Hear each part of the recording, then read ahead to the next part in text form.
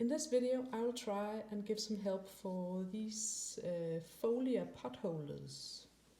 They are leaf-shaped potholders. They are similar on both sides. They consist of 2 layers. This makes them very safe and safe to use. You won't burn your fingers. And the wonderful thing about them is that they're made in the round from tip to tip, so there'll be no sewing at all, no seaming at all. Just weaving in the ends or hiding them on the inside if you're very lazy.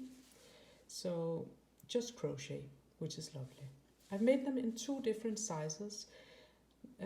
I normally prefer rather small potholders, but I know many people prefer potholders large. So I've made 2 different sizes, and actually it looks very nice to have a set of that consists of a small and a large potholder. They look very nice.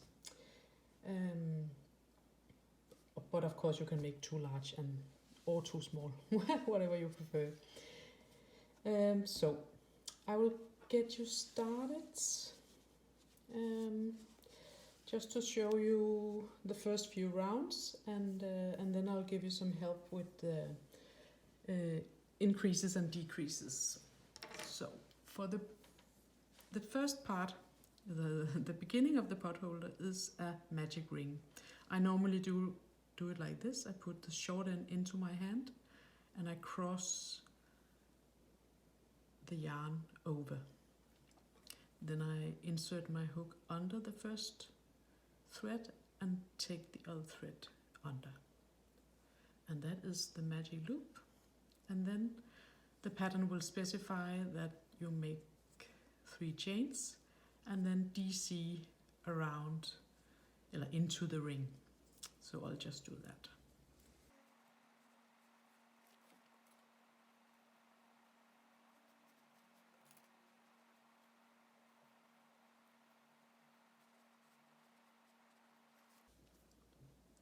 So when you're done with your DC, you will pull the ring together. Oh, yeah, sorry. And then you will close the round with a slip stitch into the third of the 3 chains you started the round with. So into the top one, you'll make a slip stitch. Yes. And the next round, you'll start using these post stitches, front post DC and back post DC. If you need help with the stitches, I will suggest you'll find another video that shows you the front post DC and the back post DC. In this video, I'll only show you how to start the potholder and not so much the stitches. So every round begins with a chain 3. The chain 3 counts as the first stitch of the round. Count as a B actually. A B is a back post crochet, back post double crochet. I normally just abbreviate them as a B because it makes the pattern much easier to read. So the second round normally doesn't cause much problems, but I'll just show it anyway. The pattern specifies to make 3 front post DC around the next stitch. Sometimes people are confused. Should I do it into this stitch, which is right below the 3 chain, or the next one? As the 3 chain counts as the first stitch, you will not crochet into around this one. You will go into the next stitch. So make 3F around the next stitch.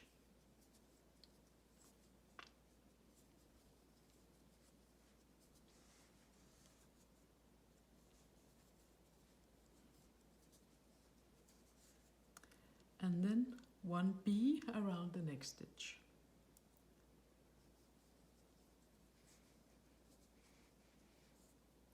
Like this. And this is repeated all the way around. So I'll just do that.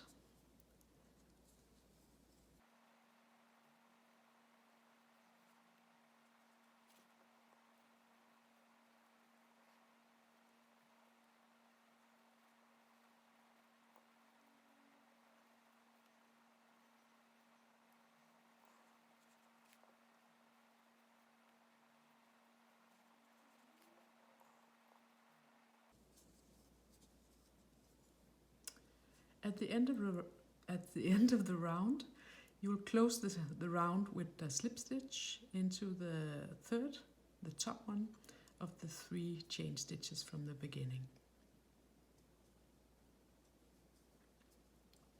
And then after the second round, it would look like a little wheel with 6 spokes. You see, you have 1, 2, 3, 4, 5, 6. Those are the increases I made, where I made 3F around the same stitch. If you look at the potholder, you will recognize it if you fold it like this. Oh, not like this, like this. Here you can see this increase continues here, this group of F continues here, and so on, and this one continues here. So there's these 3 groups of 3F. They are started here, and then they're going down here. Yeps. So this is the beginning of the potholder. It would look like a circle in the beginning, and this can be confusing for many people because they say, oh, how is this going to be a potholder? But the principle is, if you look at the potholder here, you'll see in the beginning it will look like a circle, and you'll make increases here and on the back side. And this you'll do for a while, and then there'll be an area where you're not making increases, and then you'll start decreasing. So that's the principle of the potholder. I'll just show you the decreases because maybe they're not familiar to you. So I've explained it in the pattern, but still it's nice to see it. So I'll just start again with 3 chain stitches, and then on round 3 I'll make an F around each of the first 3 stitches, and then a B. Sorry, I'm not showing you the decreases, yes, I'm showing you the increases. Yeah, important to remember everything. So the increases here in the middle, actually they're not difficult, but they can be confusing if you never tried that kind of increase before. So I'll just show it.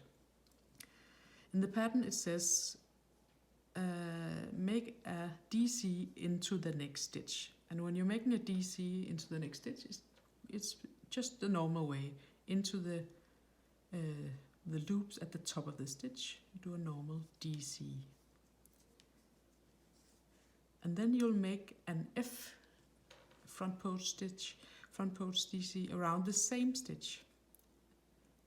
And that's the first increase.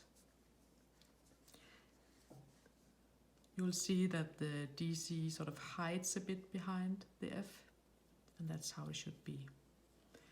Then you'll make an F around next stitch,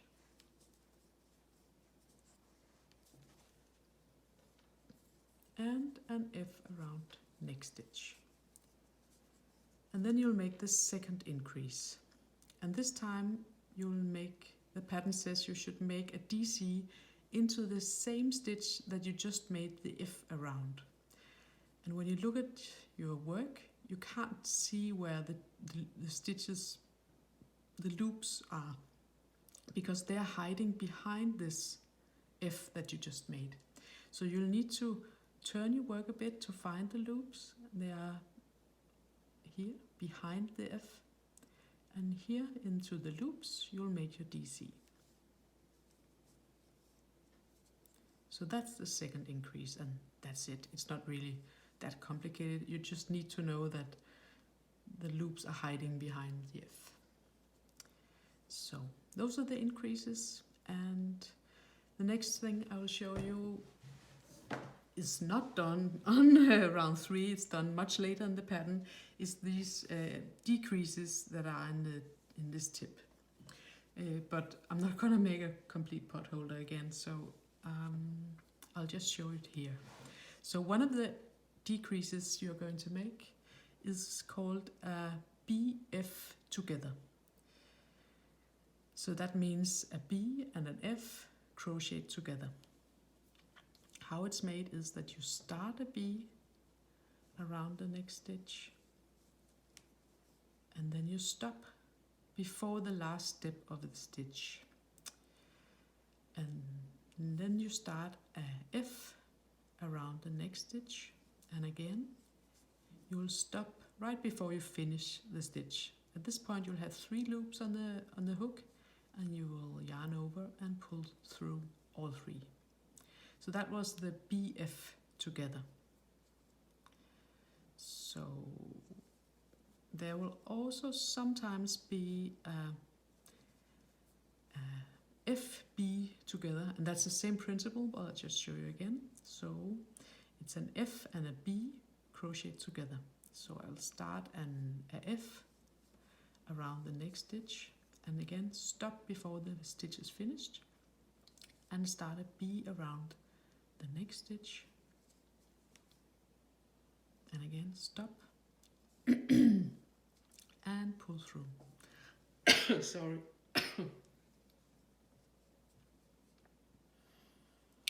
So these are, I guess, the increases that could be unfamiliar.